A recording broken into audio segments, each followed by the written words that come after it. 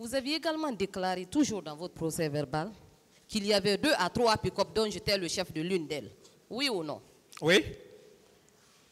Monsieur Blaise, quel est le concours de circonstances qui avait favorisé la retrouvaille de ces 3 pick-up en un seul endroit et au même moment? Je ne saurais vous le dire. Les 3 pick-up dont vous aviez parlé dans votre procès verbal d'interrogatoire, il n'y avait que des gendarmes seulement ou bien il y avait des éléments d'autres unités à bord? Il n'y avait que des gendarmes. Les pick-up dont il s'agit faisaient partie de la même équipe de patrouille ou des équipes différentes? Mon pick-up? Oui, les 3 pick-up ou 4? Non. Au départ, les 3 pick-up sont sortis. Oui. Hein, pour la patrouille. Les 3 étaient planifiés ce jour pour la patrouille. Et comme d'habitude, c'est comme ça, nous on sortait à 3 pick-up. 3, 4, ça dépend. Si les gens ne vont pas à Doty ou bien autre. Est-ce que vous avez l'habitude de vous retrouver au stade après les patrouilles? Se retrouver au stade? Oui, les 3 pick-up. Si on a l'habitude de se retrouver là-bas? Oui. Non, comment on peut se retrouver là-bas s'il n'y a pas une mission qui nous amène vers là-bas? Donc ce jour, le 28 septembre 2000, il y avait une mission? Mais ma mission, c'était de suivre. J'ai expliqué ça. C'était de suivre les manifestants pour éviter qu'il y ait débordement, pour éviter qu'il y ait casse. J'ai expliqué. C'était ça. Vous avez dit à l'entame quand même que votre mission, c'était la lutte contre la drogue. Il y avait 3 rubriques.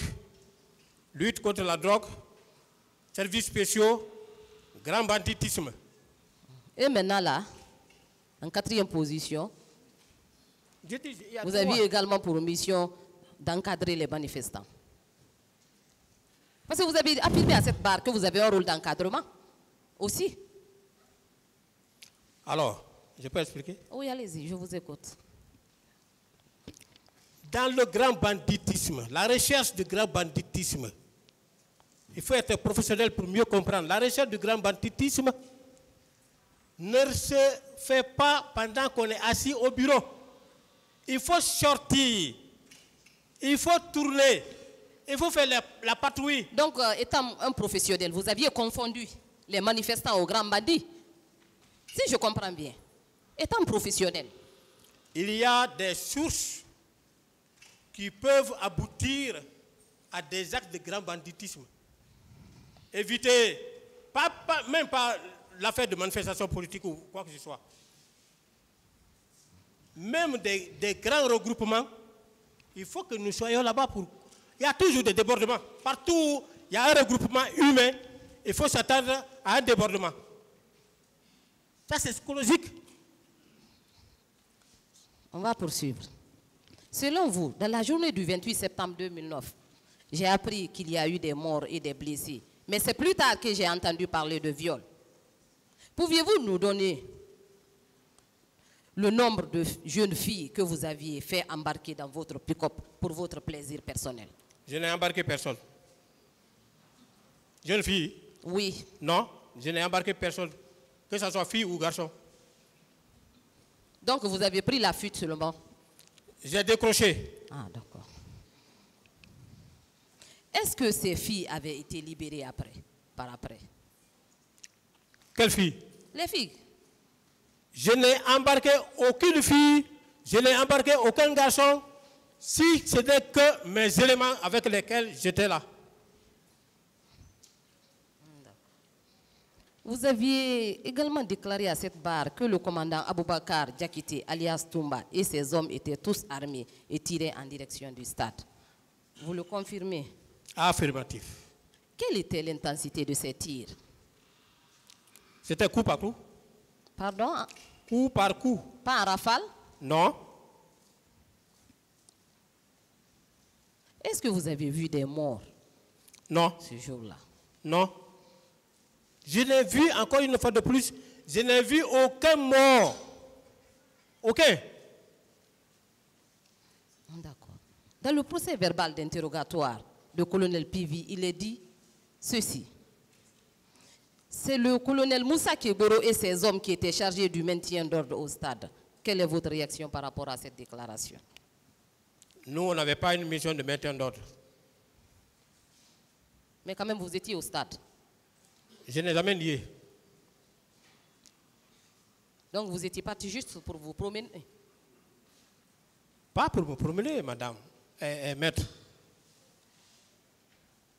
J'ai expliqué les raisons pour lesquelles j'étais là. Dans le procès verbal de colonel Mathurin, il est clairement mentionné que j'ai appris que c'est le commandant de la garde présidentielle, Aboubakar Sidiki Diakité Ditumba, et le colonel Keboro qui auraient dirigé l'intervention au stade. Qu'en dites-vous? Je n'ai vu aucun autre, si donc Toumba. Je n'ai pas vu Pivi. On ne s'est pas vu ce jour. Je n'ai vu que Toumba et ses hommes.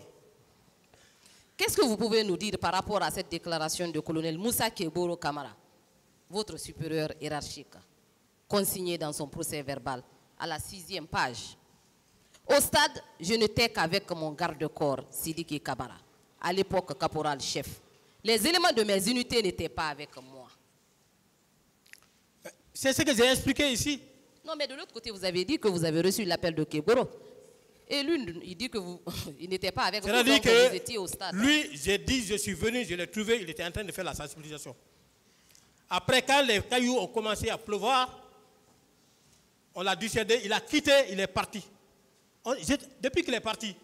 Et vous avez continué à tirer aux côtés. Tirer. Moi, j'étais pas arrivé, comment je vais tirer? C'est vous qui le dites.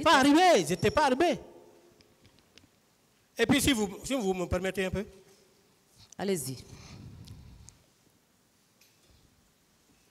J'ai dit, et je répète, peut-être que vous allez dire que je suis un peu large, mais c'est vous qui devez conscientiser l'armée guinéenne aujourd'hui.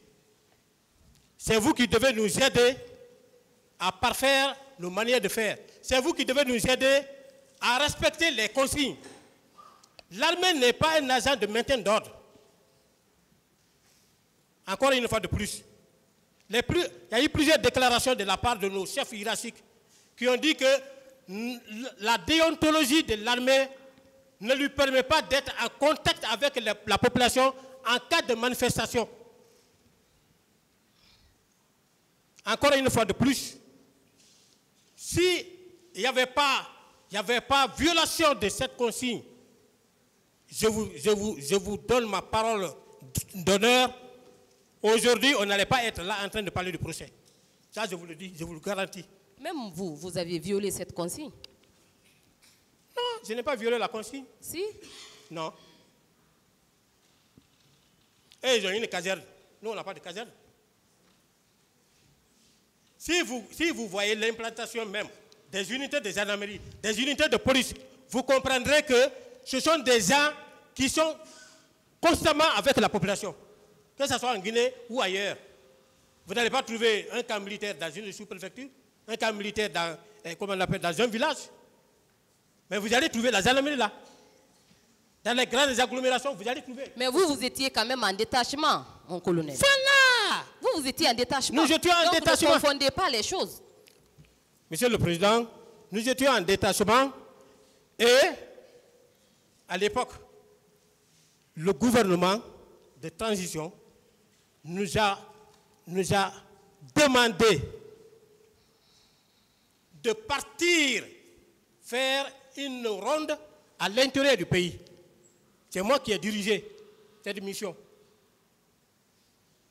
Entre deux villes, si on constate qu'il y a un véhicule qui est en panne, Monsieur Gobou, n'allez pas jusque là-bas. Voilà, mais non, c'est pour vous dire. D'autres questions alors?